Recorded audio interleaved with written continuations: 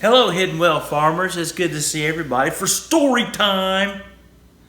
I got my beautiful wife with me, and she has to help me tell a story this evening because there's two perspectives that come together with this story.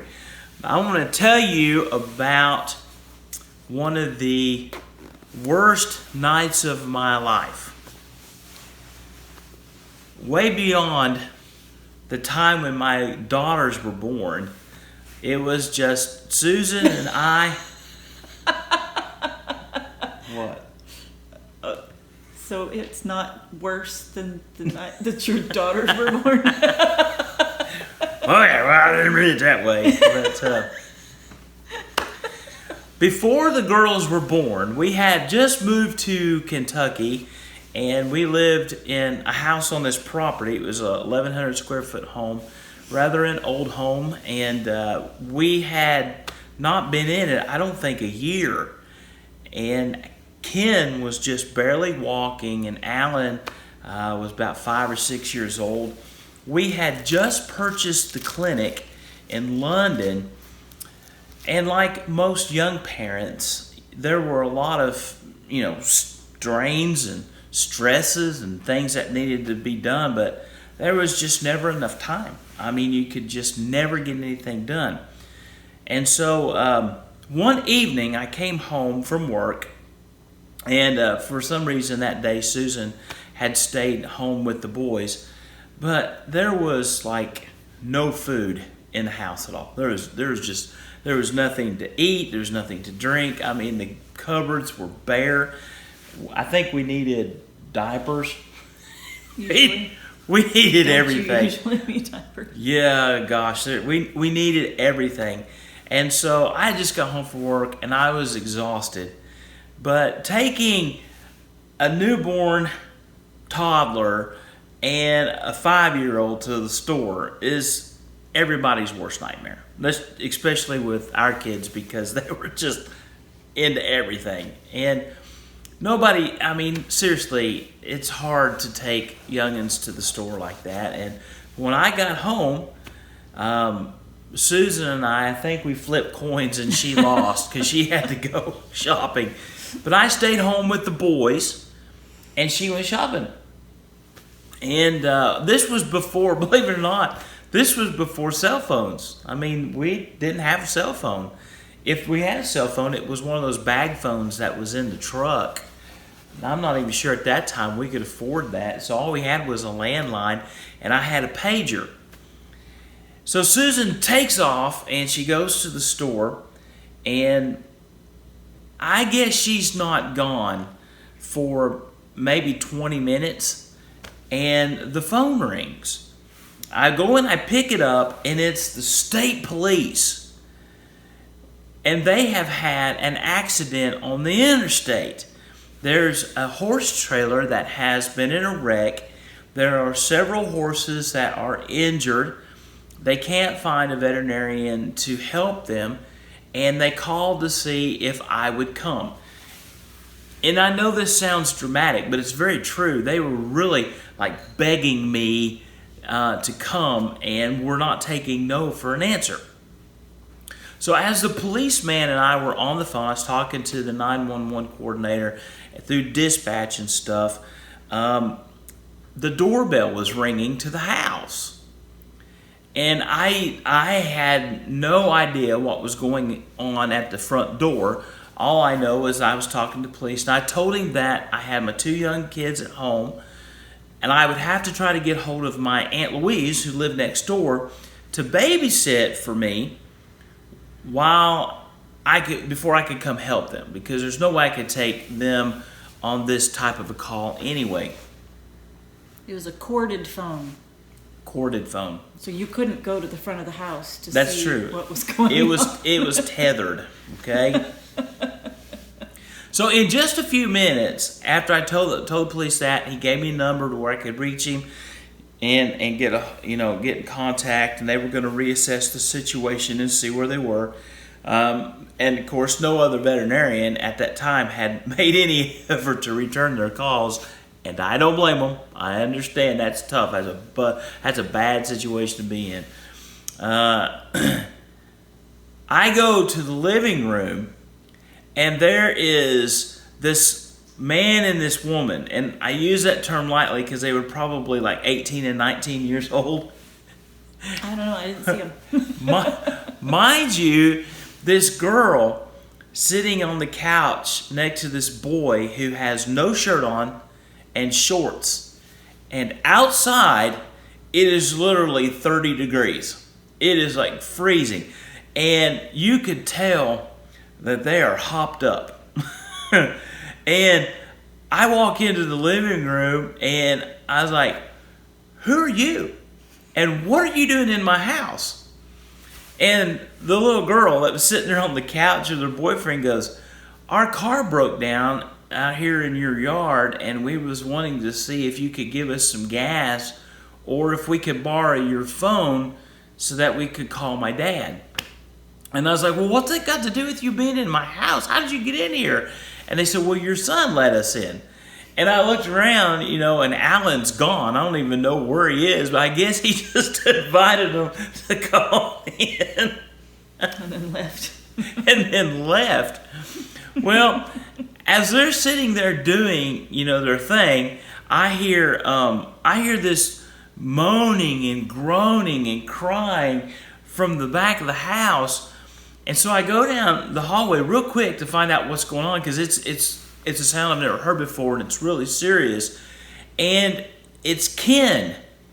And for some reason, Ken had went into our bedroom and he had found a tube of Icy Hot.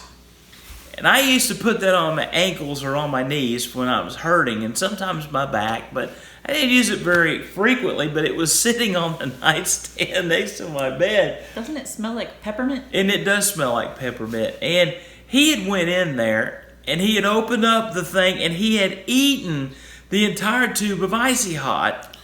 And it was all over his face. He got it in his eyes. And of course, it had kicked in and he was just, it's like... His mouth was probably on fire. It was like zombie mode. It was crazy. And, he squinched the whole thing. I had no idea if eating an entire tube of Icy Hot would kill him or not. So I still don't know. I scooped him up and I ran down the hallway to the bathroom, and I'm wiping his face off and he's fighting me every bit of it. And I'm making him rinse, and he can't speak hardly. He had a very limited vocabulary, and I'm saying, don't swallow, just wash it in your mouth and spit. I'm trying to do that. And I hear this woman in the front, can we use your telephone? So I went back out to the living room, and we had, at that time, I remember we had a cordless phone in the living room, and I picked it up, and I handed it to the girl. I said, go back out on the front porch and get out of my house and call whoever you need to call. And she went out, him and her, they went outside, they made their phone call and then handed the phone back to me while I'm trying to, administer first aid. My pager is going off because the state police are calling me, wanting to know if I'm coming or not, what the situation was. They're getting really impatient. I've not had an opportunity to call my Aunt Louise yet, but when the girl handed me the phone back, I didn't call the state police, I called poison control. And I get this lady on the phone, and of course she's asking me 40 blooming million questions before she'll answer my question. I just want to know, is this going to kill my son? What do I need to do with him right now? And after spending a good 10 minutes on the phone with her, the doorbell starts ringing. And my pager's going off. And I could see the shirtless man and somebody outside working on their car. And I've got Ken here crying in one ear, and I'm talking to poison control. And I go to the door, and there's my neighbor, and she's standing with a cat that's in labor, asking me if I can take a look at her cat. Forgot that part. And I'm like, are you kidding me? No, I can't look at your cat. But she's in labor. She's been trying to have kittens all day. and she can't have him. I'm afraid she's going to die. I need you to do something. I'm like, ma'am, I don't even know where to begin, you know? Just like, hold on a minute. Just hold on a minute. She comes in the house with her squalling kitten and sits down in the chair. I'm like, what are you doing? I need you to help my kitty. I said, I'm on the phone with poison control and I got the state police call me. State police? It's like, yes, just hold on a minute. So the poison control lady tells me that he should be fine. It won't kill him. I don't need to take him to the ER. Give him some popsicles. So I hang up with her. The state police show up at the front door. I mean, there's the lights glaring. The shirtless guy, dives into the back seat of the car, and the girl's like, why'd you call the police? I was like, I didn't call the police. They're here for me.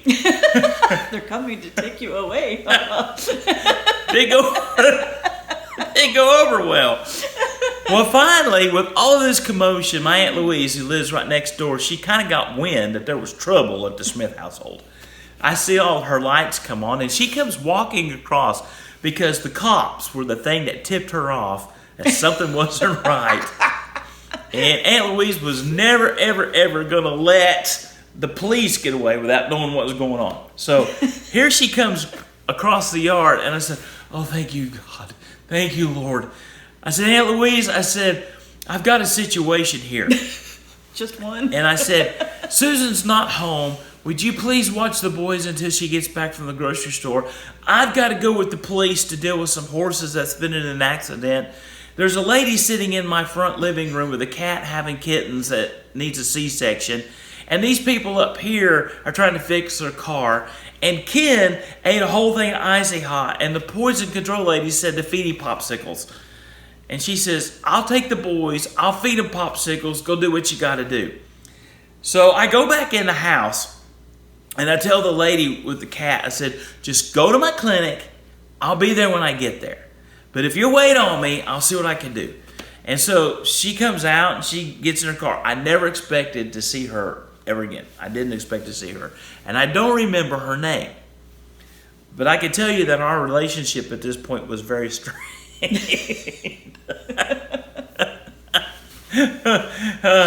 The cops escort me out to the accident scene, and unfortunately there were 2 horses that were dead, and there's nothing, they were already dead, there's nothing I could do, but there were several that were really, really injured, and I helped them get them on the trailer, and then I had my truck with me, and then we took them to the clinic. And when we got to the clinic, we unloaded all the horses, and I'm treating the horses. Some of them need stitches, some of them need some antibiotics, all of them needed some sedatives, and we worked on that. And as I'm working on those horses, the lady walks in the back of the clinic with the cat with the C-section. And so I take the guy up front. And for me coming out and treating his horses and all that kind of stuff, I just put together a short bill. I didn't even know what to charge him. I had put so much time and effort, and there was so much everything in it. I think I charged him like $400. And that guy, literally in front of everybody, was livid. He was cussing. He was stomping his foot. He was like wagging his finger at me. He's like, that's all you're about is money, money, money. And so now I'm deflated. This woman's standing there with this kitty cat. You know, he paid me with a credit card, and then he walked out the back door and slammed it as he drove away. And the poor lady's there with the kitty cat, and I said, yeah, let's take a look. And I looked at the kitty cat, needed a C-section, so I had her sit down in a chair, and I immediately took it in, put it on gas anesthesia, and started the C-section. Which, that cat ended up having 3 live kittens. I think there were 2 that didn't make it, but there was 3 live kittens, and she did fine, and she was very grateful at the time, although I don't think I ever saw her again, nor did she come back. But I did do the C-section, and everything turned out really well. And just about the time I'm done doing the C-section, I hear the door creak open. Keaton? And I was like, yeah? Are you here? Yeah, she goes around the corner. What happened? So I'm at the clinic, and I'm finishing up this C-section, and I have just went through all of this stuff, and Susan's there, and I just, that image of her like, what happened? I never have forgot that image of her asking me that. So here's Susan. She's got the other half of the story. So tell them what happened. Oh, I don't have half the story. I do have a different side of the story. A different side of the story, okay. Yeah. Because you get out of the car, get armloads of groceries, and you manage to get in the front door. All the lights are on, but there's nobody to help you unload the groceries. And it's totally quiet. So I'll go into the kitchen, start putting things on the counter. Hello, anybody home? And the phone rings. The phone rings. The phone rings. I was like, okay, well maybe this is Keaton telling me they ran out to McDonald's. I don't know where they went. They left all the lights on, which is not normal, but whatever. So I answer the phone, and this is poison control. It's like, poison control? Yes, I'm calling to check on Ken. I was like, Ken? What's wrong with Ken? So he's fine. He just ate some Icy Hot. What's going on? She's like, well, I was just calling to see how he was doing. I said, I have no idea. I'm the only one here. I don't know where anybody is. She's like, oh, well, I'm sorry. Okay, goodbye. And she hangs up. And I was like, what happened? why is poison control calling? Yeah. And Didn't you tell her that I probably took him to the ER or something like that? Well, and she I don't was like, know what I said. Yeah, I think you told me once. She said, he didn't need to take it to the ER. He's going to be fine or something like that. So, I don't know. I'm the only one here. Which that's probably what I was thinking at that time. Is, do I start calling the hospitals? I was like, well, there's here and there's the clinic. I was like, maybe he took him up there for some kind of medicine that was at the clinic.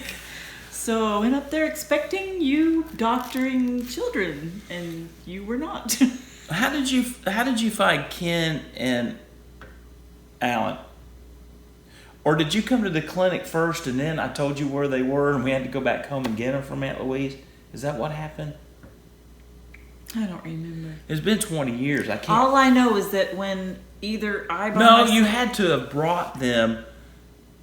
You had to have found them because when you were at the clinic, I remember you telling me about how Ken had his face red. was the red is just where Yes, she had fed him so many popsicles. Yeah, apparently all he wanted were red popsicles. And they were those long ones, and they just, he had red everywhere. I thought he'd eaten Icy Hot and was just bleeding from the mouth. Yeah. I was like, oh, that's really bad. Yeah, but I don't remember why we came. I guess we couldn't find you anywhere else. Oh, Aunt Louise probably said the state police took you up there. That's probably why we came up there.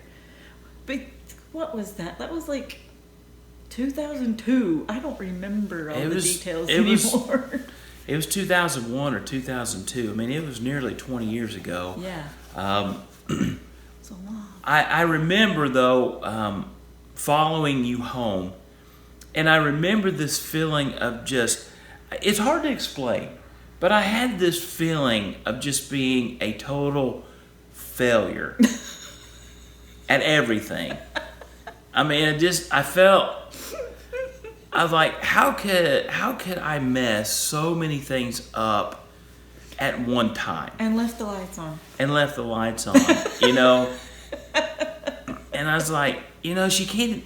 I was thinking to myself, Susan can't even go to the store without me tearing the world apart. I mean, I guess it's that high adrenaline that you're on, and then you're not on that anymore. And you're very young. I was in early 30s, probably 31 or 32 years old. And so we were coming home, and I felt real. I mean, seriously, we went over. I remember we went over to get Aunt Louise. Had been gracious enough to keep the boys, and we went over to get them, and they they were fine. Ken was fine. He had no ill effects whatsoever from the Icy Hot. And we got him home, and we tucked him in. And Aunt Louise, of course, wanted to know all the details, and we tried our best to fill her in. But I just remember going to bed that night feeling like I was just an absolute failure, loser. You know, as like, I don't know how people manage this. Well, yeah, it's funny now that you look back on it, and that was a rare day. I mean, that was one day in a million. I mean, you couldn't possibly put all of those things together in a 1 hour, sitcom. I mean, I'm pretty sure you went to the grocery store the next time. The next time I went to the grocery store, yeah. But I'll tell you what did become of this, okay? What did become of this. It was less than 6 months later, Susan had a cell phone, one of the old flip phones. And then it was like less than 6 months after that, because I kept telling her I did not want a cell phone. I did not want a cell phone. I did not want a cell phone. And she came into the practice, and I was working on a case, and she handed me a cell phone. I said, I don't want this cell phone. I do not want this. And she says, I don't care what you don't want. I want you to have the cell phone, because if I want to get a hold of you, I want to be able to call you and get a hold of you. And I said, yes, ma'am. And I've had a cell phone ever since. But I do remember you using that night. You remember the night that Ken was poisoned and stuff? If you'd had a cell phone, I wouldn't have been worried and all that kind of stuff. So that was one of the reasons that we invested in cell phones pretty quickly after that event. But that was one for the millions, one for the years, the millennia. Yeah, I remember that bag phone. It was not only tethered to the vehicle, so you couldn't use it unless you were in the car, but it had horrible service. I mean, you couldn't hardly get a phone call outside of the city limits. Yeah. I mean, if you went anywhere, you couldn't hardly hear anything. I had a mounted truck phone, and I don't even remember who was the carrier of it, but it was in the truck, and you could be out and about, and you could use it like an old push-button phone, and for the most part, you could get a phone call out, but it bounced it off of like 8 or 9 different towers, and it was so expensive to make a phone call. I feel like it was Sprint. May have been. It was like $600 or $700 a month to have this phone, operational in the car. They didn't share towers with anybody. It was ridiculous. But I'll never forget this on that phone that was in there, and oh my gosh, thank goodness it wasn't me. One of my colleagues was in the truck, and we were traveling somewhere, and he picked it up, and he was making a phone call on it, and while he was making that phone call, he started talking bad about somebody that he knew. I didn't know him, but he knew him, and he started talking bad about him on the phone. He said some pretty off-color things, and he hung the phone up. In a couple of minutes, the phone rang, and I picked it up, and I said, hello, this is Keaton's truck. And they asked if so-and-so was there, and I said, sure, and I handed them the phone. It was the person that they were talking bad about. He had been eavesdropping illegally on the phone calls. He heard his name pop up, and he chewed him out. So from that day forward, thank goodness it wasn't me involved. But from that day forward, like, I would always tell Susan, is like, I'm not going to talk about this on this phone. I said, when I get home, I'm going to tell you, but I got something involving this, and this, because I knew people were listening to that phone and our conversations and stuff. And I hated that. Talk about paranoid. I was pretty paranoid from that point forward. You were. You wouldn't hardly talk about anything on the cell phone. Yeah. Because people were listening. They were illegally, but they were doing it. It's crazy that so many people. I mean, it was like the new police scanner. It really was. It was a weird time. Well, thank you, Miss Susan, for sharing story time at HyddenWell Farms with me. Anything else you want to say? Toodaloo. Bye-bye.